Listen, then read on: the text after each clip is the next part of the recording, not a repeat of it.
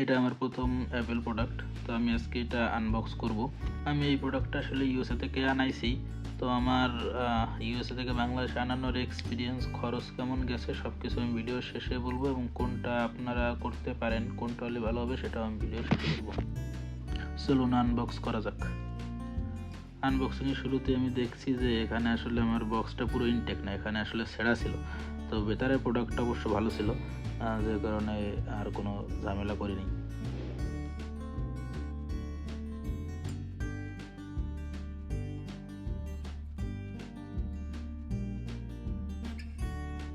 হাতের কাছে কিছু না থাকে আসলে স্টেবলের পিন দিয়ে পলিটা কাটা লাগতেছে।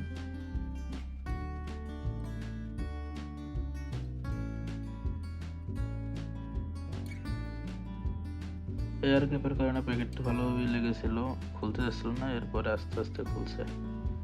এটা প্লাস্টিক দিয়ে মোড়ানো। আমার আইপ্যাডটা হচ্ছে সিলভার কালারের। আইপ্যাডের সাথে একটি চার্জার আর একটা কেবল দেয়। তো কেবলের রংটা দেখে একটু লাগছিল ফ্যাকাশে ফ্যাকাশে, পরে দেখি না এমনই হয়, একটু খোঁজ দিয়েছিলাম। আর প্যাকেটের ভিতরে দুটো অ্যাপেল স্টিকার থাকে, আর সাথে কিছু ম্যানুয়াল থেকে কুইক স্টার্টের জন্য। চলুন এবার আইপ্যাড সেট আপ করি।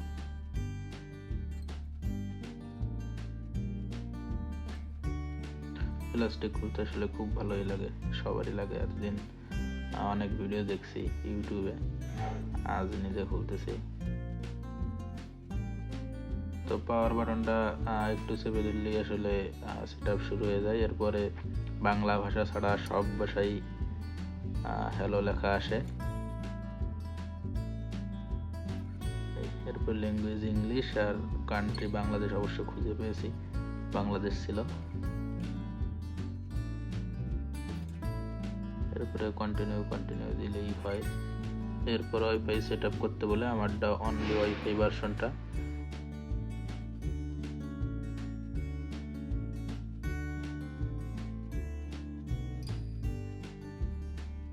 ওয়াইফাই সেট করার পর একটু টাইম নেয় সেট আপ হওয়ার জন্য।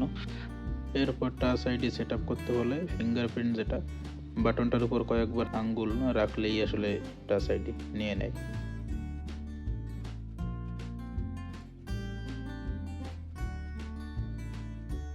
এরপর পাসওয়ার্ড সেট আপ করতে বলে, যে কোনো একটা পাসওয়ার্ড দিলেই হয়, এখানে কোনো ঝামেলা করে না।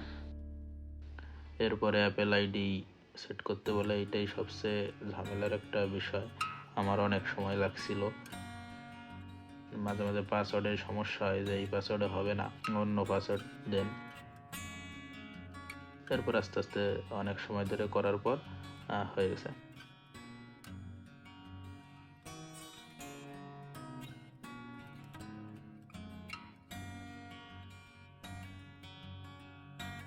অ্যাপেল আইডি সেট করাই সবচেয়ে ঝামেলার বিষয় এখানে। আমি পরে একটা ভিডিও বানাই দেবানি কিভাবে অ্যাপেল আইডি সেট করতে হয়।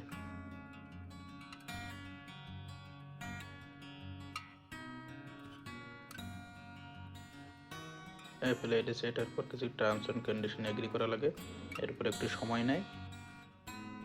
এরপর সেট আপের জন্য কিছু জিনিস চাই, এগুলো কন্টিনিউ করে দিলেই আইপ্যাড সেট আপ শেষ হয়ে যাবে। Now your iPad is ready to use.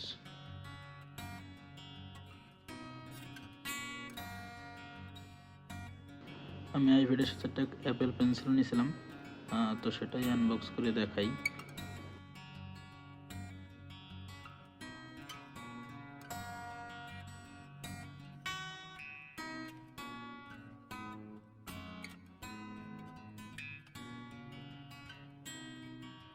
তো এর ভিতর অনেক কাগজপাতি আছে, আর দুটো ডঙ্গল আছে, এটা কি কোন কাজে লাগে আমি আসলে জানি না। এর ভিতরে কোনো অ্যাপেল স্টিকার নেই। তো এটা প্লাস্টিক দিয়ে মোড়ানো ছিল, এটা খুলছি, আর এটা পেয়ার করে নিতে হয় প্রথম। এটার ম্যাগনেটিক স্ট্যান্ডটা খুবই ভালো। তো পেয়ার করার জন্য এটার চার্জিং পোর্টে ঢোকানো লাগে। এটা খুবই শক্ত ছিল, মানে খুবই টাইট ফিট। আমার প্রথম বই ঢোকাতে একটু ভয় করছিল, দামি জিনিস এই। পরে একটু ঠাসা দিতেই ঢুকে গেছে। Welcome to Apple pencil.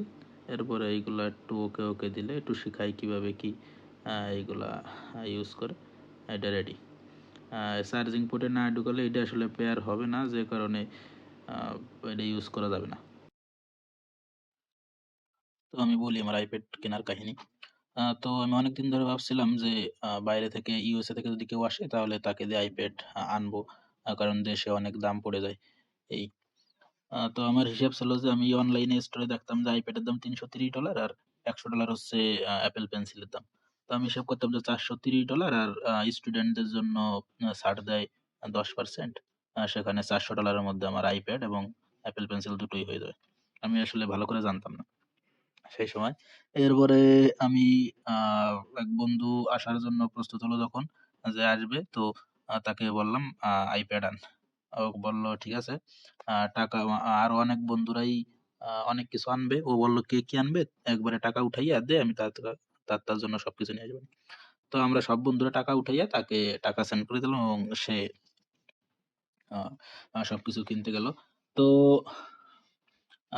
তখন যে সময় টাকা পাঠাই তারপরে আমি জানলাম কি আসলে স্টুডেন্ট আইডি তো তার কাছে নাই। এগুলো খুঁজে পাওয়াটা ঝামেলার বিষয়। এরপরে এছাড়াও আহ, কোনো কিছু কিনলে এরপর ওই দেশের ট্যাক্স দেওয়া লাগে।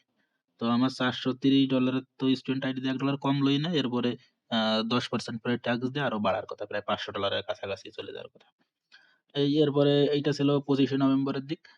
তো সেই সময় ব্ল্যাক ফ্রাইডে একটা অফার চলতেছিল অ্যামাজনে। তো সেখানে হঠাৎ দেখলাম যে আইপ্যাড 9 জেনারেশন দাম $270 এবং অ্যাপেল পেন্সিলের দাম 75 বা $80 এরকম। তো দেখে তো খুবই ভালো লাগলো যে যেখানে এত $500 হয়ে যায় সেখানে $350 হয়ে যাচ্ছে। তো এখানে বললাম, ও বলল এখানে কেনা লাগবে না, এটা বাংলাদেশের দারাজের মতোই পরে ফেক্ট, এগুলো আমি কিন্তু ঝামেলা জড়াতে পারবো না। তো এখন তো আরেক ঝামেলা। তো বললাম আচ্ছা তোর যেটা ভালো লাগে সেটাই কর, কারণ এত দূরের তো একবার আইনা পরে আবার ফেরত দেওয়া একটা ঝামেলা।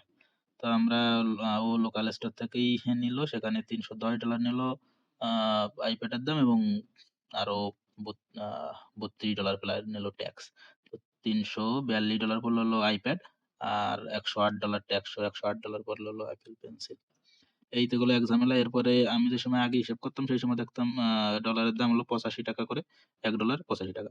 তো এখন $1 সমান সমান 100 টাকা হয়েছে। অনলাইনে দেখছিলাম। তো সেটাও ঠিক আছে, কিন্তু যে সময় আমরা টাকা পাঠাই, আমার এক বন্ধু আমাদের সবার কাছ থেকে টাকা জোগাড় করে, সে বলল যে টাকা পাঠাতে খরচ তো আছেই। তো যে আমাদের জন্য আনবে সে বলছে কি যে অনলাইন একটা সাইট, ট্যাপ ট্যাপ সেন্ড নামে একটা সাইট আছে, মানে টাকা পাঠানোর জন্য। ওখানে যে রেট সেই রেট ওকে দিলেই হবে, মানে হিসাব করে। তো আমরা আসলে ওখানে দেখলাম আসলে 107 টাকা করে, 100 টাকা করে হিসাব ছিল, আরো 7 টাকা বাড়লো হাজারে। তারপরে কি করার, তারপরে আমার এই টোটাল বিল হয়েছিল হলো 400 সাড়ে 400 ডলার। আর এর 107 দিয়ে যে কয় টাকা হয়, প্রায় 48 পড়ে গেছে। কিন্তু আপনারা এই দেশ থেকেই আসলে কিনলে একই দামে পারা যায় এই দামে। যেমন অ্যাপেল গ্যাজেটে আমি আপাতত দেখছি যে আইপ্যাডের দাম আছে 38,000 টাকা, আর অ্যাপেল পেন্সিলের দাম 11,000 11,500 টাকা। তাতে 49,000 টাকার মধ্যে হয়ে যায়। এই তো এত ঝামেলায় না যে আসলে এইভাবে কেনাই ভালো, বিদেশ থেকে আনার একটা ইচ্ছা ছিল, সেই ইচ্ছা গেছে। আহ, অ্যামাজন থেকে আনলে অবশ্য লাভ হতো, কিন্তু অ্যামাজন থেকে সে সাহস পায় না। নিজেদের লোক হলে আসলে হয়। আচ্ছা, ধন্যবাদ।